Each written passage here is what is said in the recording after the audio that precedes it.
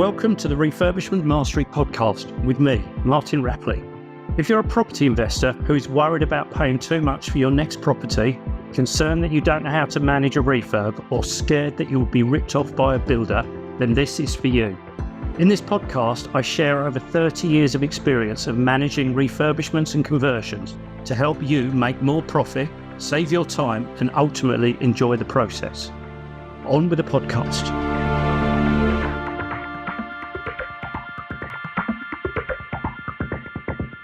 In this episode, I'm going to carry on talking about the specialists that you may need to help you deliver some of your projects. If you haven't already listened to episode 47, then that is the first part of this little series. And most of those were consultants that you are going to have to employ on just about every single project, and certainly as you carry out larger projects, they're going to be on every single one of those projects. The specialists I'm going to talk about in this episode are some of them you ought to have on every single project, but some of them you really won't need. But if I go over what they all deliver, what they do for you, then you'll be able to work out who you need to engage and, of course, bring them in early enough. Rather than it being a rush because it's got forgotten about. So the first specialist I want to talk about is a party wall surveyor. Now, you're not necessarily going to need a party wall surveyor. First of all, you may not be doing any work on the party wall or to the party wall or within 3 meters of your neighbour's property. They're the situations where you'll need a party wall surveyor, and I'll go into those in a lot more detail in another episode of this podcast. And in reality, you don't even if you are working on the party wall, in the party wall, or excavating near your neighbour's property, you still may not need a party wall surveyor, because it is perfectly possible and perfectly legal to manage your own party wall award.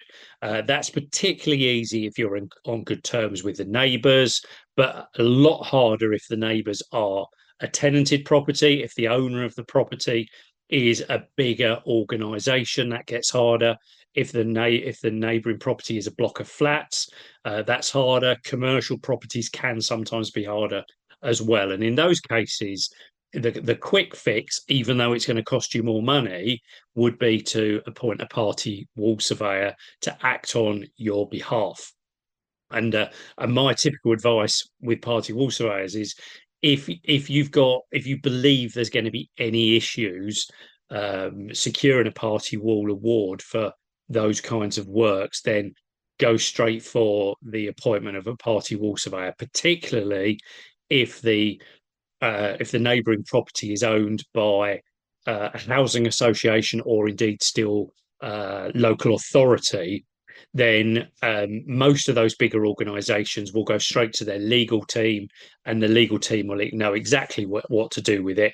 And if you're not careful, they'll run rings round you. So you need the party wall surveyor in there to help you navigate that element of the process successfully. So not necessary on every single project, and even when you need a party wall award, still may not be necessary, because this is definitely something that you can carry out for yourself without any technical knowledge at all, if you get on well with a neighbour and it's a simple property ownership arrangement next door.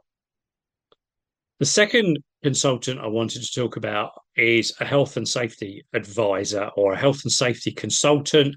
You may hear them called a CDM consultant. This CDM stands for Construction Design Management Consultant. Those are the people, as it says, that will help you deliver your project safely. And I have actually spoken about these in an earlier podcast. I can't remember the number, and I haven't got it written down in front of me.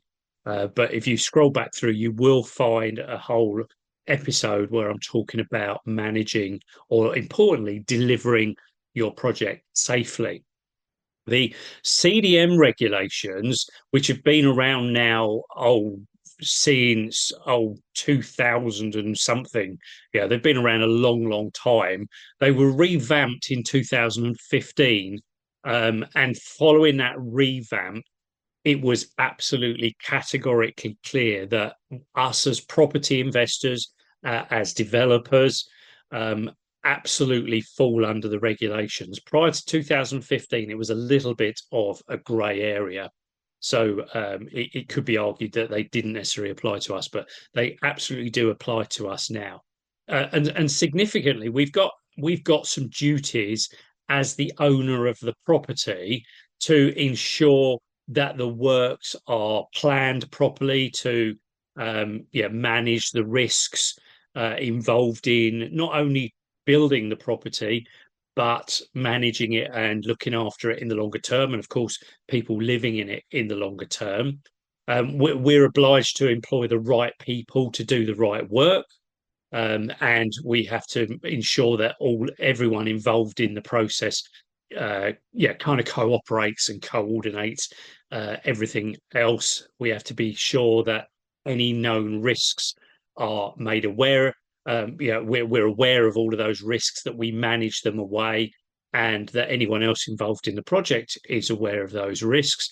And we have to invite feedback from the people working for us, as to how they are managing risks, and importantly, if they flag anything up to us, we need to be aware of all of that. Now, that might have felt quite onerous for you, and in reality, that's why I'm recommending that you appoint a health and safety advisor, a health and safety consultant that can help you navigate all of that. And significantly in here, although it says that you have to appoint the right people for the right work, and you could say, well, I'm appointing a main contractor, and so they are the right people to do this work. Ultimately, you need to demonstrate that you have established that their processes are satisfactory to deliver this project safely. And I would suggest that most people listening, and I'm going to include me in this category, are not fully experienced and qualified to do that. I've got a lot of experience, but I'm not a qualified health and safety advisor at all. I was qualified many, many years ago from a construction project manager's perspective, but that lapsed a long, long time ago, and I haven't ever renewed that. So I'm just passing on here the information that I know. And my advice is take advice on the delivery of your project safely. Otherwise, you are taking quite a high risk. So that's the second specialist to talk to you about in this episode. The next specialist, which, to be honest, I would advise most of the time you're not going to need, but they do come up in conversation. I was talking to someone only a few weeks ago about these consultants, but actually talked to them about a way of avoiding employing this consultant. And this consultant is a services engineer or a services consultant, someone who designs the services for your project. So we're talking here about gas, water, electric, maybe data systems, possibly also air conditioning, and of course on more complex and larger projects, things like lifts and fire. Actually, on basic projects, fire systems as well, and things like that. Now, in reality, my view is that these people, services consultants, absolutely have got a place in the delivery of a project. I've worked with a lot of them in my career, but generally always on the bigger projects, generally always on more commercial projects or on more complicated projects. I've only worked with them a few times in residential type projects, and they have generally been larger conversions of flats and larger refurbishments and things like that. And by some of those, some of those properties I've worked in have had 100 odd flats in the block. Then that's when services consultants come into their own. if you're converting something into a few flats, if you're refurbishing some flats, you will find that your builder's tradesmen actually know sufficient that you don't actually need to get the services fully designed. You still need to say where you want your plug sockets, where you need the radiators to be placed, but you don't necessarily need to specify how to connect the wiring from that plug socket back to the consumer unit. The average the average electrician will know how to do that and doesn't need any detailed drawings for that. So generally, I would say you won't need a services consultant. I've mentioned a services consultant here because some people believe they do need them, and I don't think you do. But of course, as you grow and perhaps start doing larger projects, then there could be a need for that services consultant. There are some regulations in this country relating to the safe management of asbestos, and to understand whether you've got any asbestos in your property, and how how dangerous it is, how risky it is, and therefore how it needs to be removed. You would have that work done for you by an asbestos surveyor. So that would be someone who would come to your project, take some samples of elements that they believe could be asbestos based on their training and their experience. They'll take those back to a lab, they'll get them tested, and then they'll put together a report for you highlighting where the asbestos is, what type of asbestos it is, and therefore what the risk is, and give you a basic overview as to how it can be dealt with or removed. Most of the times we would remove it, but it is possible to leave it in situ if it's not damaged and not likely to get damaged. And certainly I've left it in situ a lot of times in commercial type properties, but generally I've always taken it out of residential type properties. So the legislation says that before you carry out any work to a property, you must be clear of where you must be clear about where there is asbestos, or have knowledge that there is no asbestos. Let's jumping in to make sure that you have everything you need. Now, in a number of these podcasts, you would have heard me talk about my community, and I want to ensure that you know how you can join that community. Obviously, within these podcasts, there's a limit to the detail I can go into the recording, and of course, a lot of things are very generic. So what if you had access to join me on a Zoom call for 90 minutes every single week in a group coaching environment? You could get your questions answered whenever they come up and learn from other members' questions. Plus, you also get 10 hours of training videos, an HMO refurbishment case study, some sample documents and checklists that will help you run your projects far more effectively. Membership of my community is just £89 a month. You get the first month free, and you can also cancel anytime after that. Plus, as a listener of this podcast, there's a promo code to help you save £20 every single month that you remain a member. So just make a note of VIP discount 20, VIP discount 20, all in capital letters, and put that into the checkout. You'll find the checkout on my website, www.refurbishmentmastery.com. Scroll down the page, you'll find the link for the Project Management Accelerator. Use the promo code VIP discount 20 and you'll be signed up at just £69 a month. I look forward to seeing you in that community very, very soon. Now back to the podcast. And to some extent, this goes back to what I was saying earlier on about managing the health and safety. We, from a safety perspective, or even health as well, to be honest, from both perspectives, we don't want builders accidentally breaking through asbestos, getting dust all over the place and inhaling that dust, because that it puts them at a risk of getting ill. So the asbestos side of those, the health and safety regulations very much gets dealt with by asbestos surveyors. So you should be getting a survey done of every property before you work in it, unless you can already get a confirmation that the property has been surveyed and has no asbestos in it. Now, my advice is, if you are ever buying a commercial property, the legislation was much stricter with commercial properties. So, in theory, anyone who operated a business had to ensure that they had an asbestos register for their building. And as I say, they didn't have to remove the asbestos, but they at least had to have a register.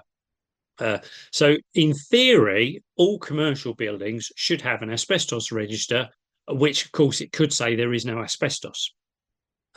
In reality, thousands and thousands of commercial properties haven't got asbestos registers. But if you're ever buying a commercial property, always ask for the asbestos register. Get your solicitor to ask for it at the point of part of the conveyancing process, because if it's there, you've got the information up front. You're not generally going to find them for residential properties, although you might find them for some larger blocks where the blocks have been managed by more established businesses, surveying and estate management type businesses. You may well find there are some available for those. So that's asbestos surveyors. The next one is EPC surveyors. I'm sure you're well versed with what the EPC surveyors do, but just a reminder that if you're building from scratch, or you're converting from scratch, you actually will generally need to provide effectively what the EPC surveyor provides, but rather than an EPC surveyor that comes to a finished property, or a property that is habitable, and making some assessments at that point. If you're constructing something new or converting something new, you will need to do a SAP assessment, SAP, Standard Assessment Protocol, I think it stands for. It doesn't mean anything. Effectively, that is an EPC survey, but done from drawings and potential specification, and then an EPC surveyor comes once we finish the works. Now, I'm sure you're all aware that if you've got an EPC for a property that is less than 10 years old, even when you refurbish the property, you're not obliged to get a new EPC. Even if you've changed some significant things, you don't have to get a new EPC. You may choose to get a new EPC. It may well be that you've done works to improve the banding of that certificate. So you may want to use that to perhaps get better finance, or maybe you're taking it from an F or a G to something that is actually usable by tenants. So that does make some sense, but it's not absolutely essential to do that. I've done it probably 50-50, to be honest. If I've done major refurbishment and I know I've improved the scoring, I'll often get the EPC done at that point, because I want to have a conversation with the surveyor about the work we've done and make sure that they're aware of it. And I'll often provide photographs to show what we've done, where we've improved the insulation, say.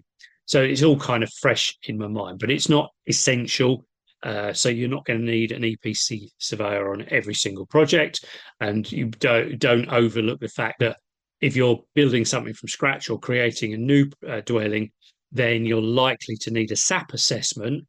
And now SAP assessors are very much office-based people. Everything they do is desktop, and they run everything based on standard. They're using some standard formulas and things like that, but they don't ever need to come out to the property. Those same surveyors will give you an EPC certificate at the end of your project without coming out to see you, because they've been involved from day one. They'll be able to give you that certificate afterwards. So if you get a SAP assessment done, always go back to them for the EPC certificate. They'll charge you an admin fee, £30-40, instead of 70, 80, 90, £100 to as an EPC surveyor would do, because the EPC surveyor is going to charge you for their time for coming out to the property to do that survey. So always go back to your SAP assessor, but they're generally not the same people. You will find some places where they are the same people, but there's a lot more. Yeah, a lot of EPC surveyors are, yeah, pretty much self-employed, whereas the SAP assessments are generally done by slightly larger businesses. Couple more just to talk about in here. Penultimate one is a drainage surveyor or a drainage engineer, someone that understands the drainage. Not necessary if you're taking a small little house and refurbishing it and converting it into an HMO, not serious at all. If you've got anything that's a bit more complicated, if there's anything where you're adding a huge amount of additional drainage, so let's say you're converting a house into multiple flats or a commercial unit into multiple flats, you really need to be sure that the drains can handle the amount of use they're going to get. You need to understand where they all are. You may not see all of the evidence of all of the drains above ground, and particularly buildings that have been cut and modified many times over their life, then the drains can be a real maze. And you might find, as I've done lots of times, you might find that there's a lot more drainage than is evident. And actually, connecting in new soil stacks for new flats actually isn't that complicated at all. But you may also find that you get a camera down into the drains and there is a massive can of worms down there. Sometimes drains have collapsed, sometimes they're all just clogged up with tree roots and all sorts of other bits and pieces. So particularly I would always say the older the building, the more chance there is of some uncertainties with drainage. The bigger the building, likewise, the more times it's been modified, likewise. So don't be afraid to engage a drainage surveyor, a drainage engineer, or someone that can not only understand where the pipes are, but also the various different levels of those pipes, particularly relevant if you're working or planning on creating basements, or something that may go down too low to be able to connect into the drainage. So again, not someone you're going to need on every property, but someone that is very easy to forget to engage, and you could end up doing some work retrospectively if you find problems with the drainage later on, and it just means that the work's out of sequence, and that of course adds extra cost, extra uncertainty, and possibly even extra time. So engaging a drainage engineer early, up front, before actually, perhaps even before starting on significant design, can definitely save you some time and money later on. And then the last specialist I just want to mention, who is actually, in theory, nothing to do with construction, but I'll mention this here because I think it's really important. And I'm going to hold my hands up here and say that I haven't always taken the right advice here as quickly as I might have done, and sometimes I've not even taken advice and found out later on that I perhaps didn't do things the best way. But the last person the last specialist I wanted to mention is, do take advice from a tax specialist, taxation specialist, particularly if you're buying in company structures, if you're buying as an SPV and looking to move into other move properties into other businesses that you own. So I can't give you any advice on taxation at all. It's not my skill set, and I have made mistakes in this respect over the years where I haven't taken the right advice, or I've taken advice too late. So I'm putting that in here now, really just to pass on my experience that, as my accountant always says to me and always reminds me, do not do anything before speaking to me, and we'll just double check that you're doing things the right way. So I'm passing on that bit of advice that my accountant gives to me. for all of you to get that same benefit as I should be. And I do a lot of the time, but occasionally I do go off and do things and forget to talk to my accountant. So there we go. There's some more specialists for you. As I say, not all of them are going to be essential. Some of them you may never, ever need to use, particularly services consultants. You may never, ever need to use a services consultant.